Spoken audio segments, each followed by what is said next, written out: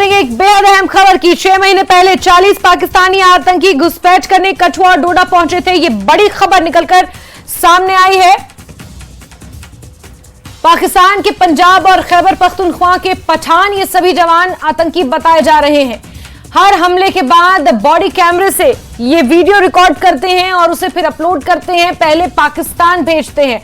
आतंकियों के पास night vision कैमरे भी मौजूद हैं। साथ ही साथ जो बड़ी खबर निकल कर आई है उसके मुताबिक अफगानिस्तान में तालिबानी आतंकियों के साथ लड़ने का इन्हें अनुभव है, वेल ट्रेंड है। PAFF और कश्मीर टाइगर्स जो कि जैश ए मोहम्मद के टेरर आउटफिट है, उन्हीं के द्वारा इन्हें बनाया गया, इन टेरर आउटफिट्स को उनके ये सदस्य बताए जा रहे हैं, उनका हिस्सा है। कश्मीर टाइगर्स जैश ए मोहम्मद ने इसका गठन किया था कश्मीर और जम्मू में खासतौर पर अशांति फैलाने को लेकर, और PAFF जिसने कई बार आतंकी हमलों की जिम्मेदारी ली है, ये उस आतंकी आउटफिट का हिस्सा है। बेहद ज्यादा अनुभव इन्हें है। अफगानिस्तान में तालिबानी आतंकियों के साथ लड़ने का इन्हें अनुभव है। नाइट विजन कैमरास इनके पास है।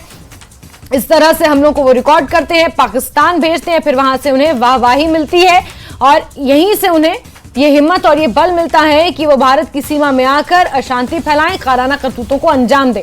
साथ ही साथ इनका ताल्लुक पाकिस्तान के पंजाब और खैबर पख्तूनख्वा से है, जहां के ये पठान बताए जाते हैं, वेल ट्रेंड हैं और 6 महीने पहले 40 की संख्या में घुसपैठ कर ये भारत की सीमा में एंटर हुए थे कठुआ और डोडा के रास्ते।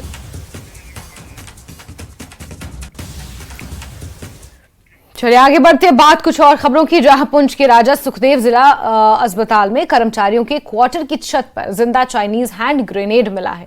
हैंड ग्रेनेड मिलने की सूचना के बाद SOG ने पूरे क्षेत्र की घेराबंदी कर ली है और तलाशी अभियान यहां पर भी शुरू कर